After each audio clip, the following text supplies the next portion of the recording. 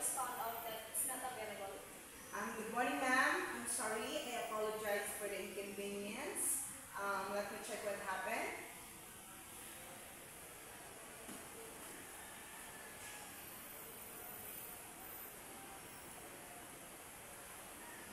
Oh, I'm sorry, ma'am. It seems we had an unexpected overbooking. If you like, ma'am, we offer you a complimentary upgrades to our best available rooms and a discount on your stay.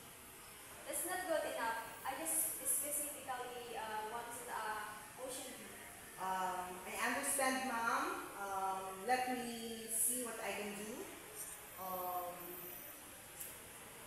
if you want, ma'am, we can offer you a rooms with a partial ocean views at a discounted rate, and also we provide a voucher for a free meal to our restaurants. Okay, thank you.